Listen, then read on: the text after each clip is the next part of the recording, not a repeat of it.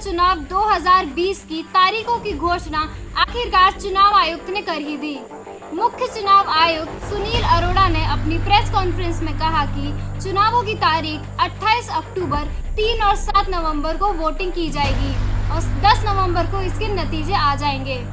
चुनाव आयोग की तरफ से घोषणा करते ही पक्ष विपक्ष की ओर से अपने अपने जीत के दावे होने लगे। नेता प्रतिपक्ष तेजस्वी यादव ने अपनी जीत का दम भरते हुए कहा कि नीतीश सरकार ने जिस तरह शिक्षा, चिकित्सा, रोजगार, रेप, बाढ़ प्रभावित क्षेत्रों की अनदेखी की है, इससे लोगों में भारी आक्रोश है और सरकार के इसी नाकामी के चलते हम सत्ता में आएंगे। बाढ़ का प्रकोप जो है बिहार, उत्तर बिहार जो है पूरा डूब रहा है और बिहार के मुख्यमंत्री नीतीश कुमार गायब हैं, अदृश्य हैं। संकट के घड़ी वो जनता की मदद नहीं कर रहे हैं, लोगों की जान नहीं बचा रहे हैं, लोगों को सुविधाएं नहीं पहुंचा रहे हैं। आप देखिएगा ये जो गांव है पूरी तरीके से ये डूब चुका है। मवेशी हैं, सब लोग गांव के लोग जो हैं फंसे हैं, त्राहिमाम कर रहे हैं। और आपको बता दें ये जो क्षेत्र जो है मधुबनी, ये जो अभी जो जल संसाधन जो मंत्री हैं ये उनका कॉन्स्टिट्यूएंसी है।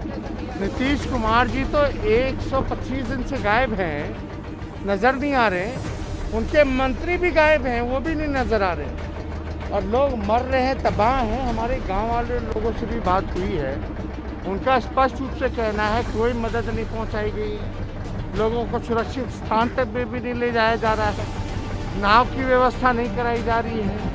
और दूसरा खाने पीने का भी आपने देखा होगा कि सड़क को जो 4 लेन सड़क है वो सहारा बना हुआ है, वहाँ जो लोग अपना ठिकाना जो है रखे हुए हैं, लेकिन उनको अभी तक जो पूरी जो सुविधाएं हैं वो भी अब तक नहीं दिला गई है। बिहार सरकार, हम बार बार कहते नहीं, ये लोगों की खाली चुनाव की चिंता है, बाढ़ की चिंता नहीं है, लोगों की जान की चिंता नहीं है, कोरोना की चिंता नहीं है। वहीं भाजपा के नेता और केंद्रीय मंत्री रविशंकर प्रसाद ने भाजपा और जेडीयू के महागठबंधन का पुनः जीत का दावा किया है। उन्होंने सड़क निर्माण, गांव-गांव तक बिजली पहुंचाना और कोरोना काल में मजदूरों के लिए किए गए काम का दावा किया। चुनाव आयोग का बहुत अभिनंदन है और 3 सत्र में जो 3 फेज में चुनाव हो रहे हैं और 10 नवंबर को जो नतीजे आएंगे तो हमें पूरा विश्वास है कि बिहार की जनता एनडीए को बहुमत दिलाएगी, नीतीश कुमार जी फिर मुख्यमंत्री बनेंगे। और इसके 2 कारण बहुत साफ हैं। एक तो जो बिहार सरकार ने, जदयू और भाजपा की सरकार ने एलजेपी के साथ मिलकर जो काम किया है और खास करके सड़कों का काम, बिजली का काम गांव में, और कोरोना काल में जो अपने मजदूर भाइयों के लिए काम किया, जनता के लिए काम किया, और इसके साथ जो नरेंद्र मोदी की अगुवाई में बिहार के लिए काम किया गया। आपने देखा है कि हमारे प्रधानमंत्री साफ साफ कहते हैं जब तक पूर्वी भारत का विकास नहीं होगा, देश का विकास नहीं होगा। और पूर्वी भारत के विकास के लिए बिहार का विकास होना जरूरी है। जितना गंगा नदी पर पुल की घोषणा हुई है, बड़े बड़े नेशनल हाईवे की घोषणा हुई है, नमामि गंगे में जो काम किया गया है, आपने देखा होगा अभी मेरे विभाग ने बिहार के 45,000 गाँव में ऑप्टिकल फाइबर ले जाने का निर्णय किया है सीएससी के माध्यम से। तो ये काम जनता देख रही है।